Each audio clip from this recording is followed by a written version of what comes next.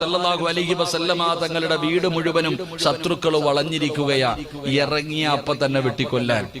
അങ്ങനെ എല്ലാവരും തയ്യാറായി നിൽക്കുമ്പോഴാണ് ജിബ്രീൽ അലൈഹിസ്സലാം വന്നിട്ട് പറഞ്ഞു കൊടുത്തു, നബിയെ, യാത്രയ്ക്ക് വേണ്ടി വാതിൽ തുറക്കാൻ സമയമാകുമ്പോ ഒരു പിടി മണ്ണ് വാരണം.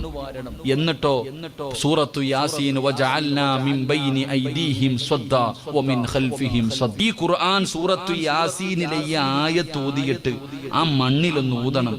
എന്നിട്ട് വാതിൽ തുറന്നിട്ട് ഒറ്റ ഏറെറിയണം. എന്നിട്ട് ധൈര്യമായിട്ട് ഇറങ്ങിപ്പൊക്കോളാൻ അള്ളാഹു നമുക്ക് ഈമാൻ നൽകുമാറാകട്ടെ. എന്റെ പ്രിയപ്പെട്ടവരെ, പ്രവാചകൻ സല്ലല്ലാഹു അലൈഹി വസല്ലമ തങ്ങൾ പരിശുദ്ധമായ ഖുർആൻ സൂറത്തു യാസീനിലെ ഈ ആയത്ത് ഓതിയിട്ട് ഒരു പിടി മണ്ണ് വാരിയിട്ട് വീടിന്റെ വാതിൽ തുറന്ന് വെളിയിലേക്ക് വലിച്ചെറിഞ്ഞിട്ട് ആ ശത്രുക്കളുടെ കണ്ണിന്റെ മുന്നിലൂടെ നടന്നുപോയി മഹാനായ നബി മുഹമ്മദ് മുസ്തഫ. പ്രിയപ്പെട്ട സഹോദരങ്ങളെ, ഈ അള്ളയാ നമ്മുടെ കൂടെയുള്ളത്. ആറ്റം ബോംബും വേറൊന്നും വേണ്ട. ആറ്റം ബോംബോ അല്ലെങ്കിൽ ഏതെങ്കിലും വലിയ വലിയ ആയുധങ്ങളൊന്നും വേണ്ട. ഒരു പിടി മണ്ണ് വാരിയുള്ള നബി സല്ലല്ലാഹു അലൈഹി വസല്ലമ തങ്ങൾ അവിടെ നിന്ന് ഒരു പിടി മണ്ണ് വാരി തന്റെ മുന്നിലേക്ക് എറിഞ്ഞു. ആ വീട് വളഞ്ഞിരിക്കുന്ന ശത്രുക്കളുടെ നടുവിലൂടെ മുത്തുനബി അവിടെ നിന്ന് നടന്നുപോയി.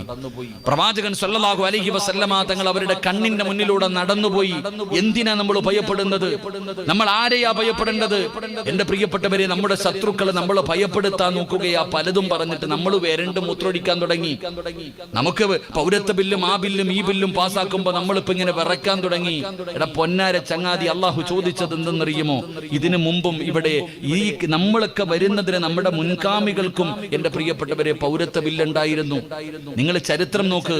അള്ളാഹുവിന്റെ പ്രവാചകൻ സല്ലല്ലാഹു അലൈഹി വസല്ലമ തങ്ങളുടെ സ്വഹാബത്ത് മക്കയിൽ നിന്നും മദീനയിലേക്ക് ഹിജറ പോയി. മക്കയിൽ നിന്നും മദീനയിലേക്ക് ഹിജറ പോയി. ഹിജറ പോകുന്ന സമയത്ത് ഖുറൈശികൾ പറഞ്ഞു, എടാ, ഈ നാട്ടിൽ നിന്ന് ഉണ്ടാക്കിയത് മുഴുവനും ഇവിടെ ഇട്ടിട്ട് നീയും നിന്റെ അള്ളായും കൂടെ പോടാ, നീയും നിന്റെ അള്ളായും കൂടെ പോകാൻ പറഞ്ഞപ്പോ അവര് സമ്പാദിച്ച സമ്പാദ്യം മുഴുവനും ആ മക്കത്ത് ഉപേക്ഷിച്ച് ഇട്ടിരുന്ന വസ്ത്രത്തോടു കൂടി അവര് പോയി. അതാണ് സഹാബത്ത്, അതാണ് നമ്മുടെ മുൻഗാമികൾ. നമ്മൾ ഇതിനെ കുറിച്ച് പറയുന്നു, പടച്ചോനെ എല്ലാം പോവല്ലോ അല്ല, ജയിലിൽ കൊണ്ടിടുവല്ലോ അല്ല. നമ്മൾ പേടിച്ചോണ്ടിരിക്കപ്പോഴേ അല്ല ചോദിച്ചെന്തെന്നറിയോ? അം ഹസിബത്തും അൻ തദ്ഖുലുൽ ജന്ന ഫലമ്മാ യതികും മസലുൽ ലദീന ഖലൗ മിൻ ഖബ്ലികും. സ്വർഗ്ഗത്തിലേക്ക് വെറുതെ കേറി പോകാമെന്ന് നീ കരുതിയോ?